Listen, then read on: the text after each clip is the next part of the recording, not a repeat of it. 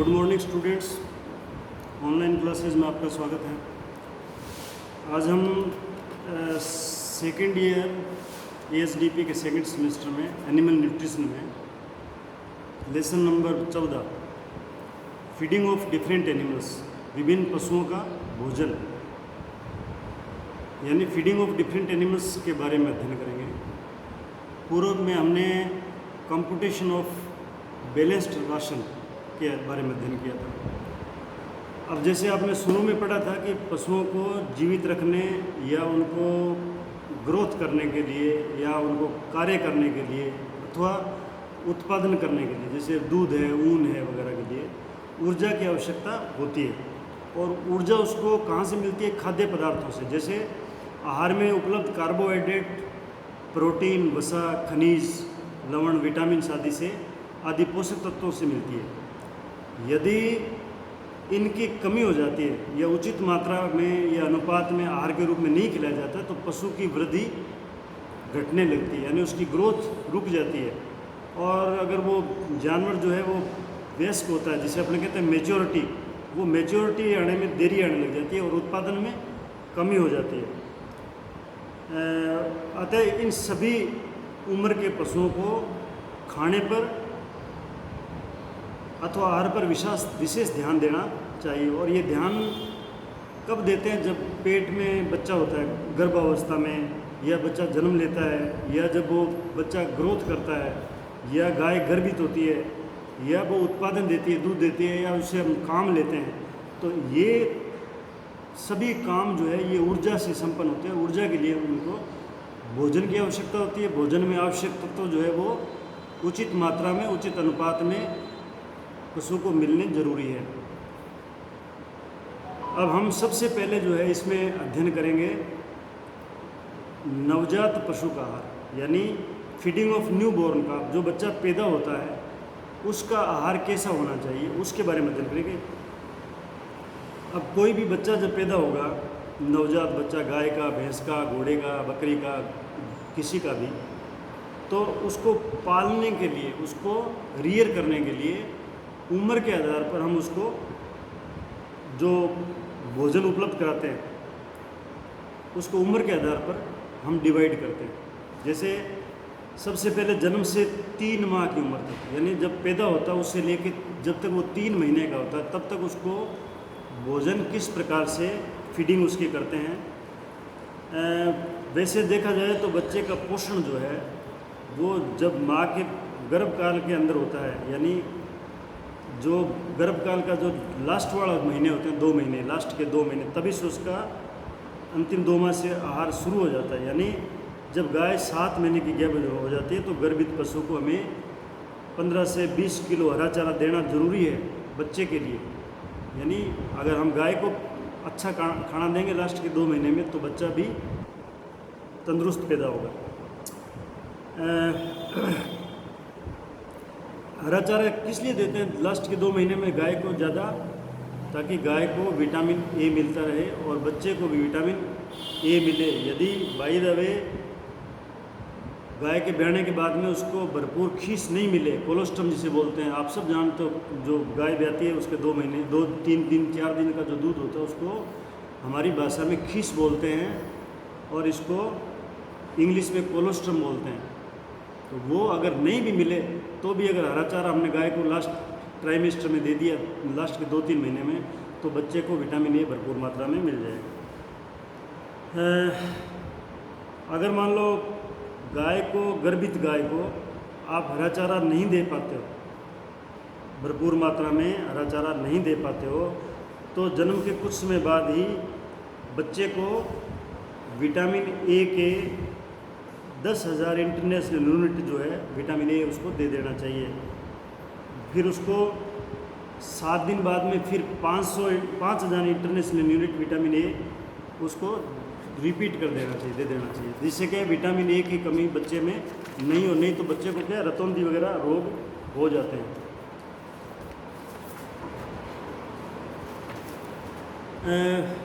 अब नवजात बच्चा जो है, जो न्यूली बोर्न काफ है, उसको पालने के 2 तरीके हैं।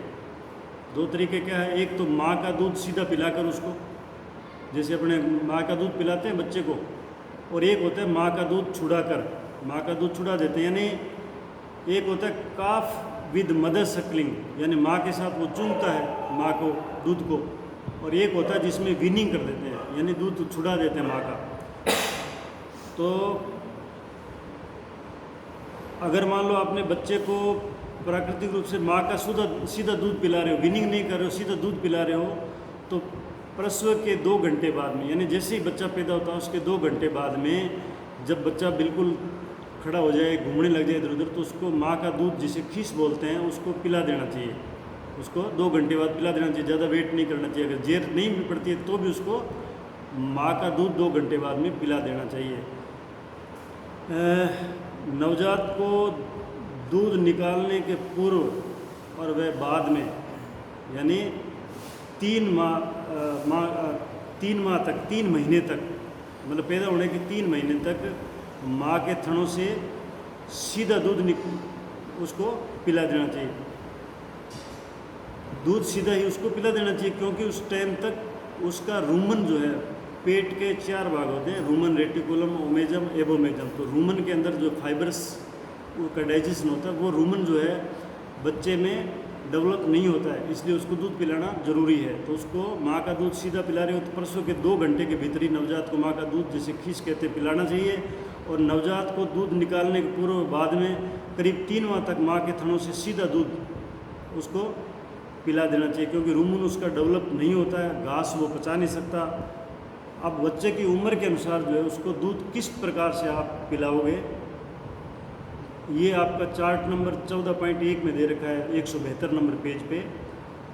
बच्चे की उम्र है, उम्र के अनुसार उसको पूरा दूध देना है, होल मिल्क मतलब होता है सीधा दूध पिलाना। और काफ स्टार्टर और अच्छी गुणवत्ता की घास। काफ स्टार्टर आपको पहले फर्स्ट सेमेस्टर पढ़ा रखा है, काफ स्टार्टर क्या होता है। दूध अगर नहीं, दूध की जगह काफ स्टार्टर जो है वो तैयार किया जाए, तो वो आगे आपको कल वाले लेक्चर में बताएंगे काफ स्टार्टर क्या होता है। तो ये अगर बच्चा 1 से 3 दिन का है तो उसको सिर्फ खीस पिलानी चाहिए। जो खीस बोलते हैं ना, इसको हिंदी में खींच बोलते हैं, अपनी भाषा में खीस बोलते हैं, वैसे इंग्लिश में कोलोस्ट्रम बोलते हैं। तो उसको खीस पिलानी चाहिए 1 से 3 दिन तक।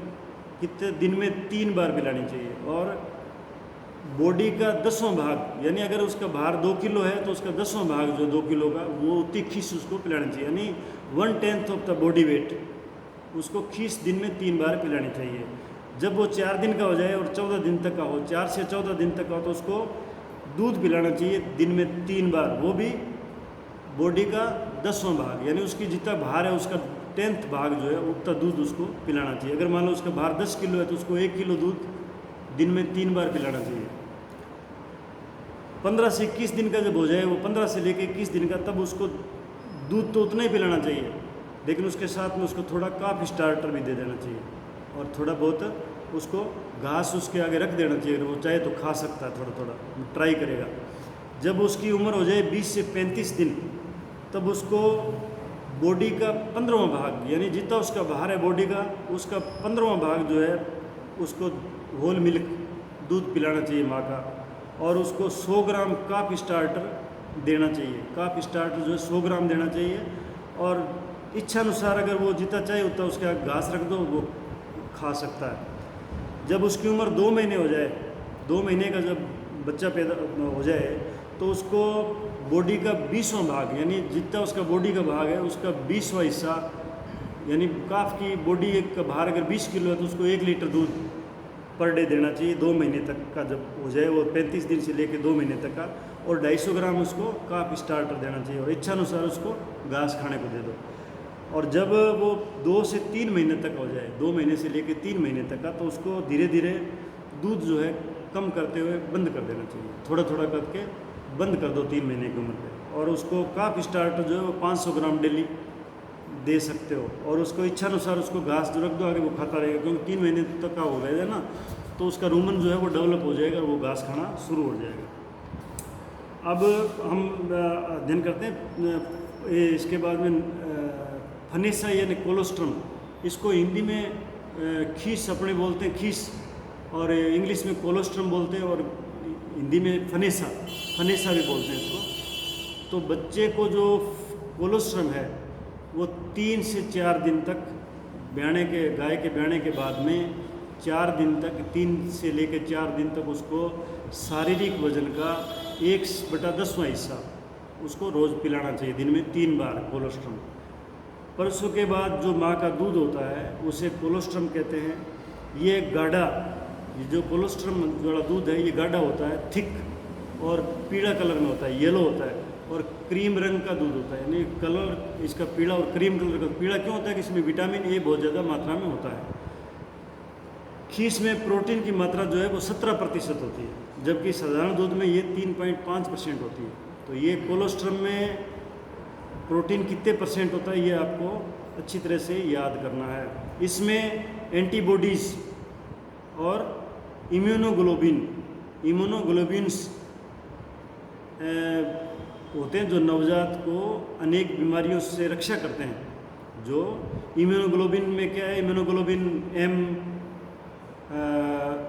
जी और ए, अलग अलग प्रकार के इम्यूनोग्लोबिन्स है और एंटीबॉडीज़ है जो उसको बीमारियों से रक्षा करते हैं। इसीलिए खीस पिलाना ज़रूरी है। और बहुत ज़्यादा मात्रा में इसमें खीस में जो है विटामिन ए, डी और ई और मिनरल्स जैसे कैल्शियम, मैग्नीशियम, फेरस और फास्फोरस होता है, जो बीमारियों से लड़ने की क्षमता पैदा करते हैं बच्चे में। और एक ये लग्जेटिव होता है, जो खीस होता है ये लग्जेटिव दस्तावर होता है, मतलब पेट साफ कर देता है। आंतों में उपस्थित मल, जो बच्चा पैदा होता है ना, तो पैदा होने से पहले पेट में लास्ट के जो महीना होता है उसी टाइम उसके आंतें काम करने लग जाती है और उसके मल इकट्ठा हो जाता है आंत में, उसको बोलते हैं म्यूकोनियम। आपने बच्चे को देखा होगा, बिल्कुल म्यूकोनियम जो है ना, म्यूकस टाइप, यूँ चिकना चिकना लई बोलते हैं जिसको, लई निकलती है वो म्यूकोनियम होती है। और वो अगर आप इसको खीस पिलाते हो तो वो दस्तावर होता है और उसका म्यूकोनियम बाहर निकल जाता है, ठीक है, पेट साफ हो जाएगा उसका। और इसी में, यानी इसी कोलोस्ट्रम में, खीस में एंटीट्रिप्टिक एंजाइम भी होता है। एंटीट्रिप्टिक एंजाइम भी होता है जो प्रोटियोलाइसिस से बचाता है, प्रोटीन के लाइसिस से बचाता है। प्रोटियोलाइसिस मतलब प्रोटीन का लाइसिस नहीं होने देता है। और नवजात को इसे 3 दिन तक अवश्य पिलाना चाहिए। यदि कोलोस्ट्रम किसी कारण से कम उपलब्ध हो, मान लो गाय जो है कम दूध देने वाली और उसको कोलोस्ट्रम जो शुरुआत में बहुत कम बना हो, या गाय मर जाती हो, कई बार बच्चा पैदा होते ही गाय की मृत्यु हो जाती है, तो ऐसी स्थिति में बच्चा जीवित रहता है लेकिन उसको क्या बोलते हैं, ऑर्फन, अनाथ बोलते हैं। जिसके माँ बाप मर जाते हैं उसको अनाथ बोलते हैं। इसी तरह से अगर गाय मर जाए तो उसको अनाथ, ऑर्फन काफ यानी अनाथ बछड़ा, बछड़ी कहते हैं। और उसे खीस जो है कृत्रिम रूप से बना के पिलाते हैं। तो आपको ये भी याद करना है कृत्रिम रूप से खीस कैसे बनाते हैं। तो उसमें गर्म पानी लेते हैं 275 ml, रो एग, अंडा जो है ना, विप्ड एग, यानी उसको मथ लेते हैं अंडे को, रो एग, एक अंडा ले लेते हैं, साबुत अंडा। और कैस्टर ऑयल जो है उसमें 3 ml मिलाते हैं। कैस्टर ऑयल अरंडी का तेल है। विटामिन ए 10,000 इंटरनेशनल यूनिट, ये आती है रेडीमेड आती है, जो इसके अंदर मिला लेते हैं 10,000 इंटरनेशनल यूनिट। और वारम होल मिल्क, दूध गर्म किया हुआ, वो 525 ml लेते हैं, गर्म किया हुआ सीधा दूध निकाल के ना गाय का, किसी गाय दूसरी का, वो गाय तो मर गई उसकी तो। और ओरियोमाइसिन पाउडर एंटीबायोटिक है ये लेते हैं 80 मिलीग्राम। अब इन सब चीज़ों को मिला लेते हैं और सबको मिला के 40 डिग्री सेंटीग्रेड टेम्परेचर पर गर्म करके फिर उसको ठंडा कर लेते हैं और उसको दिन में 3 बार पिलाते हैं। ये कृत्रिम खीस है। तो ये आपको याद करना है कृत्रिम खीस कैसे बनाते हैं, इसका कंपोजिशन क्या है, कितनी डिग्री सेंटीग्रेड के गर्म करते हैं। लेकिन इसको गरम नहीं पिलाते हैं, इसको ठंडा करके पिलाते हैं। तो ये मतलब कि कोलोस्ट्रम के बारे में था। तो आज हम इतना ही पढ़ाएंगे। कल हम नवजात को, बच्चे को वीनिंग वाला पढ़ाएंगे, माँ से दूध छुड़ा के कैसे पालते हैं। धन्यवाद।